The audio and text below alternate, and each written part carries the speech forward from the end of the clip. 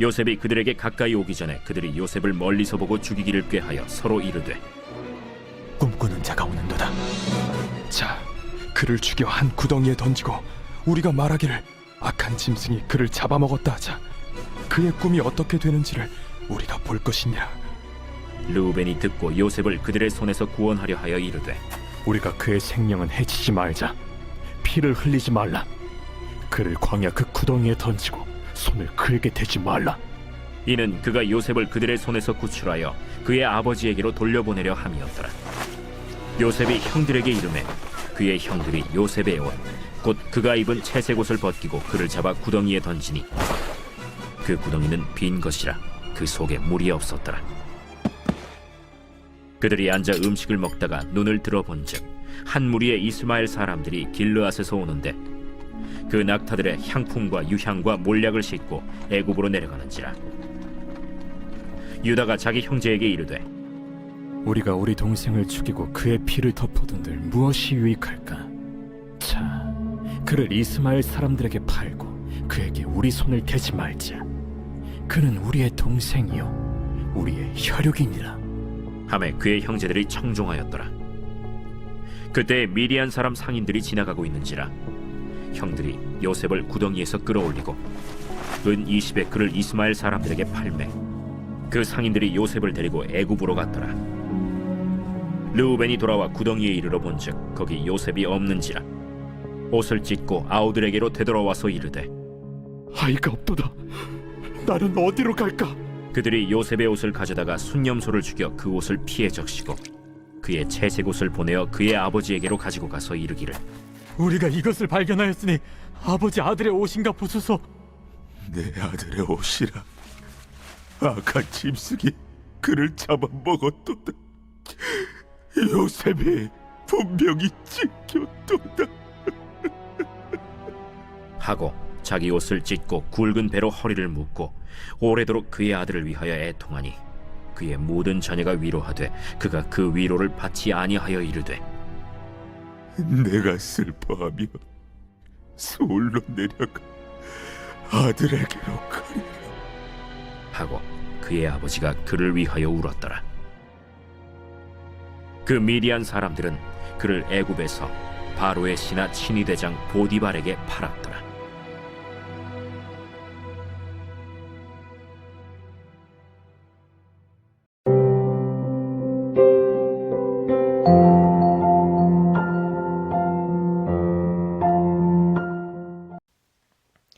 여러분 반갑습니다.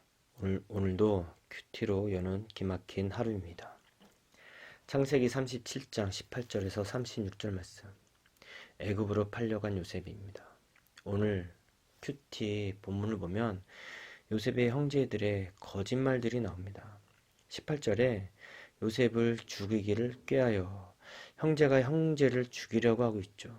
이건 겁을 주기 위한 것이 아니라 실제로 죽이기를 위한 것이죠. 19절에 보니까 악한 짐승이 그를 잡아먹었다 하자. 우리가 죽인 것이 들통나면 안 되니 짐승에게 잡아먹혔다고 거짓말을 하자고 합니다. 형제들은 같은 형제를 죽이면서 정당화하기 위하여 거짓을 맞추는 모습입니다.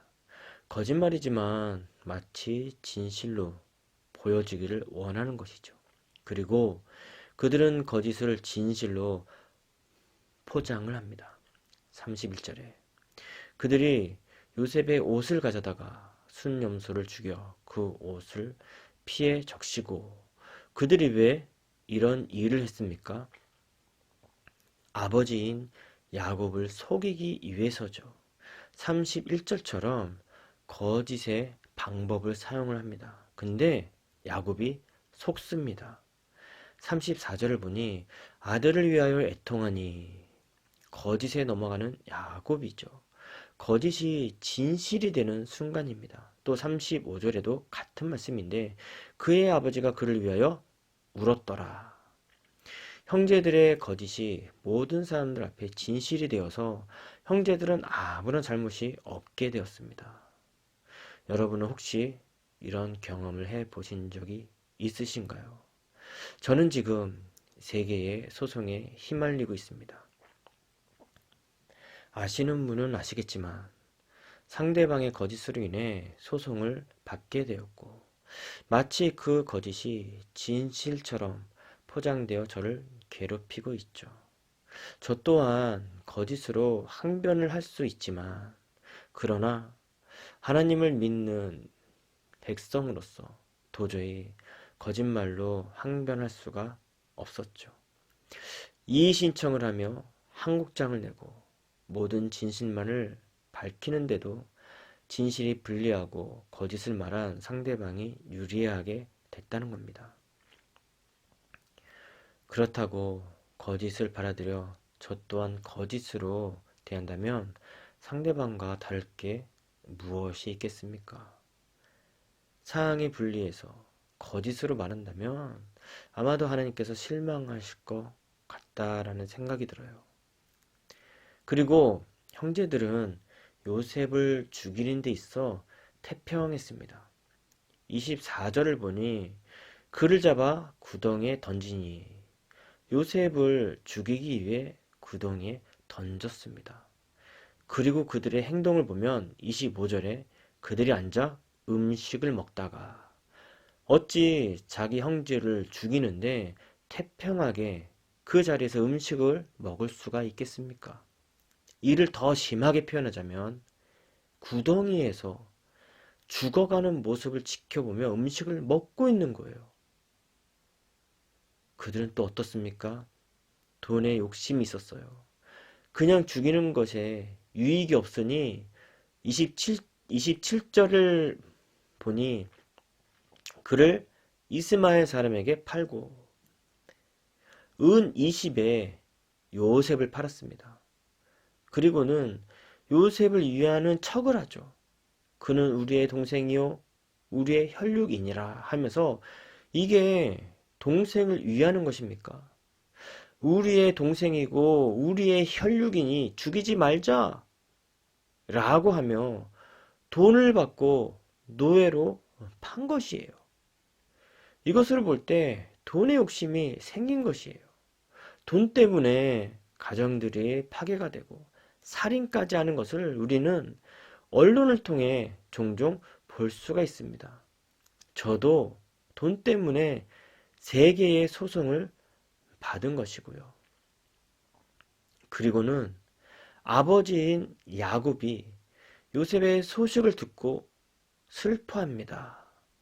그 모습을 본 자녀들의 행동이 이렇습니다. 35절에 보니까 그의 모든 자녀가 위로하되, 여기서 모든 자녀가 위로합니다. 모든이라고 합니다. 요셉을 판 형제들도 포함이 됐다는 거예요.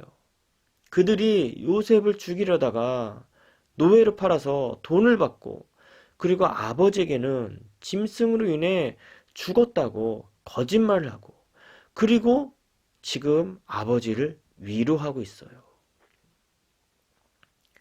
그들은 요셉을 죽이려고 했고요. 돈을 받고 노예로 팔았으며, 거짓을 야곱에게 말할 뿐 아니라 거짓을 진실로 바꾸기 위해 조작을 했고요. 자신들이 모든 일을 주도했음에도 태평하게 야곱을 위로해주고 있죠. 위로하고 있는 거예요. 참 대단하게도 한 번에 여러 가지 일들을 합니다. 이것만 보면 얼마나 악합니까? 같은 가족인데 말이죠. 혹시 이런 모습이 내 모습이지는 않습니까? 부모님들이 자녀들의 감정을 무시한 채 학업 스트레스를 주진 않습니까? 여러 학원에 다니게 하고 성적에 민감하며 교회보다는 공부가 우선이지 않습니까? 부부끼리 서로의 이익을 위해서 서로 거짓말하며 죽이려 하고 있지 않습니까? 자녀들이 마음에 안 든다고 해서 부모를 공경하는 것이 아니라 공격하지는 않습니까? 한번 질문해 보시기 바랍니다. 나의 상황이 안 좋다고 해서 남을 해치는 거짓말을 한 적이 있습니까? 나의 거짓이 들통날까봐 거짓을 포장해서 진실로 바꿔본 적이 있지는 않습니까? 오늘의 보석상자입니다. 내가 지금 어떤 환경에 있는지, 그것이 하나님이 주신 것인지 아닌지 모르더라도 이것이 하나님이 주시는 베스트로구나 믿으면 됩니다. 아멘. 기도하겠습니다. 하나님, 요셉의 형제들을 봤습니다. 그들은 거짓을 고하고 또한 그 거짓을 포장해서 진실로 만들고 자기 형제를 죽이려고 했고 유익하지 못하다고 생각해서 돈 받고 노예로 팔았고 슬퍼하는 아버지에게 위로까지 해줍니다. 이것만 보면 너무 악해 보여요. 하지만 이런 모습들이 우리의 모습이 아닌지 생각해 봅니다. 자녀들을 무시한 채 공부라는 스트레스를 주고 부모를 공경하는 것이 아니라 부모를 공격하고 부부끼리도 자신들의 이익만을 요구하고 그러한 모습이 있지 않습니까? 우리들이 이렇게 연약합니다. 그래서 주님이 도와주셔야 됩니다. 주님이 아니면 단 하루도 살 수 없음을 고백합니다. 이렇게 악한 세대에 또한 악한 우리가 있습니다. 더욱더 하나님을 구하고 우리가 악하지 않으려고 하나님께 더욱더 갈 수 있도록 도와주시옵소서. 죄인이기 때문에 죄를 짓습니다. 하느님, 우리가 오늘 하루도 살아갈 때 주님을 의지하는 삶이 될 수 있도록 도와주시옵소서. 하나님이 없는 삶이 악한 삶일 텐데 하나님을 의지하는 삶으로 살아갈 수 있도록 오늘 하루도 지켜 주시옵소서. 감사하신 예수님의 이름으로 기도합니다. 아멘.